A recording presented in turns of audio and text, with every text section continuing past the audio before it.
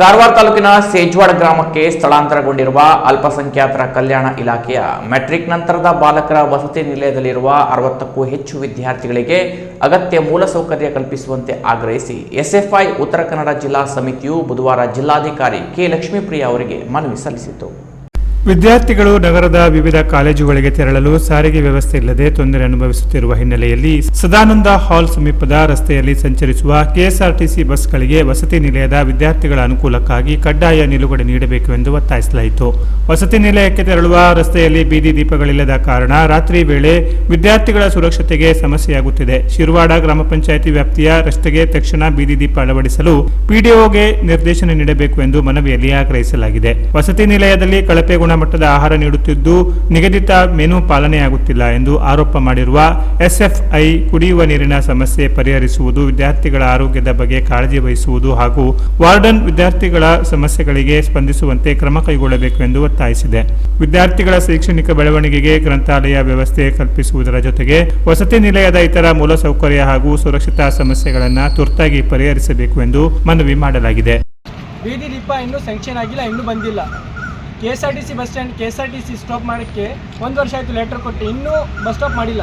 ಇವಾಗ ನಾವು ಇವಾಗ ನಮ್ದು ಇದು ನಾಳೆನೇ ನಮಗೆ ಬಸ್ ಸ್ಟಾಪ್ ಆಗಬೇಕು. ಯಾಕೆಂದರೆ ನಾವು ಲೆಟರ್ ಕೊಟ್ಟು 1 ವರ್ಷ ಆಯಿತು.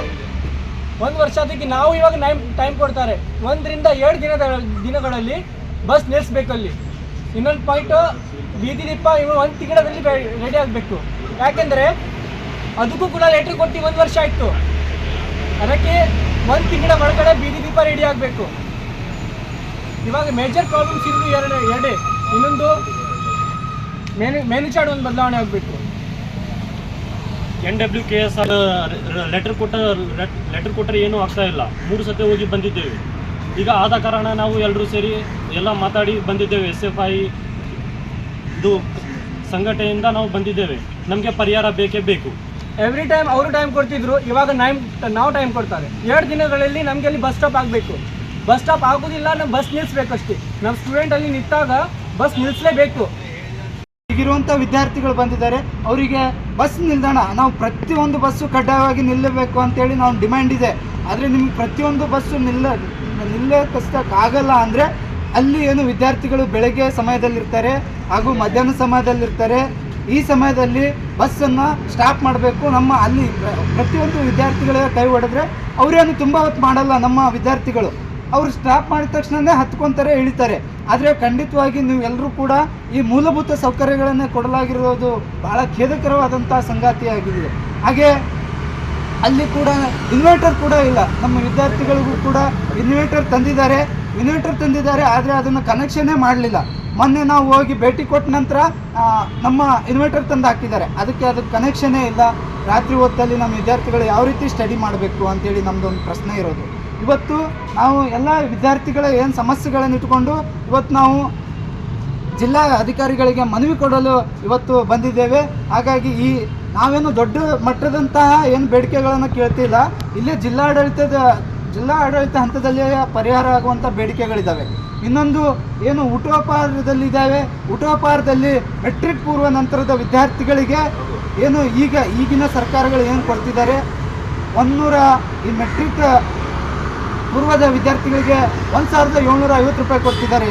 ಹಾಗೆ ಮೆಟ್ರಿಕ್ ನಂತರದ ವಿದ್ಯಾರ್ಥಿಗಳಿಗೆ 1850 ರೂಪಾಯಿ ಕೊಡ್ತಿದ್ದಾರೆ. ಆದರೆ SFIನ ಬೇಡಿಕೆ ಇರೋದು 4500 ರೂಪಾಯಿ ಕೊಡಬೇಕು ಅಂತೇಳಿ ನಾವು ಬೇಡಿಕೆಯನ್ನು ಇಟ್ಟಿದ್ದೀವಿ. ಹಾಗೆ ಜಾಥಾ ಕೂಡ ಈ ಹಿಂದೆ ನಾವು SFIನ ಅನೇಕ ಹೋರಾಟಗಳಿಂದ ನಮ್ಮ ಇಡೀ ರಾಜ್ಯದಾದ್ಯಂತ SFIನ ಜಾಥಾವನ್ನು ಸಂಚರಿಸಿತು. ಅದರ ಭಾಗವಾಗಿ SFIನ ಹೋರಾಟದ ಭಾಗವಾಗಿ BCM ಇಲಾಖೆಯಿಂದ 64 ಹಾಸ್ಟೆಲ್ಗಳು ಸ್ಯಾಂಕ್ಷನ್ ಆಗಿದ್ದಾವೆ. ಆದರೆ ಒಂದೇ ಇಲಾಖೆಯಲ್ಲಿ ಸ್ಯಾಂಕ್ಷನ್ ಆದರೆ ಅಷ್ಟು ನಮಗೆ ಸಾಧ್ಯವಿಲ್ಲ.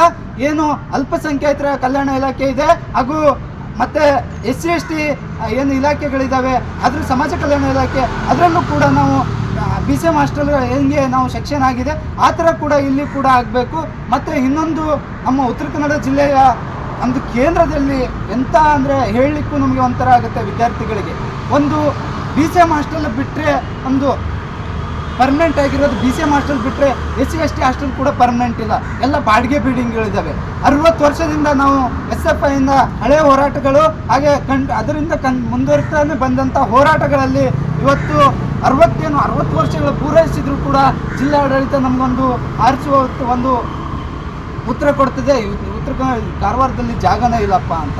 ಆದರೆ ನಾವು ಬೇಡಿಕೆ ಇಟ್ಟಿರೋದು ಇವತ್ತು ನಿನ್ನೆದಲ್ಲ ಸ್ವಾಮಿ, 60 ವರ್ಷಗಳಿಂದ ನಾವು ಬೇಡಿಕೆ ಇಟ್ಟಿದ್ದೀವಿ. ನಮ್ಗೆ ಪರ್ಮನೆಂಟ್ ಹಾಸ್ಟೆಲ್ಗಳು ಬೇಕೇ ಬೇಕು ಅಂತೇಳಿ ಇವತ್ತು ನಾವು ವಿದ್ಯಾರ್ಥಿಗಳ ಮಧ್ಯೆ ನಾವು ಬಂದಿದ್ದೀವಿ, ಒಂದು ಮನವಿ ಕೊಡಲಿಕ್ಕೆ ಬಂದಿದ್ದೀವಿ. ಅದನ್ನು ವಿದ್ಯಾರ್ಥಿಗಳು ಸ್ಪಂದಿಸಬೇಕಂತೇಳಿ, ಜಿಲ್ಲಾಡಳಿತ ಸ್ಪಂದಿಸಬೇಕಂತೇಳಿ ನಮ್ಮದೊಂದು ಮನವಿ.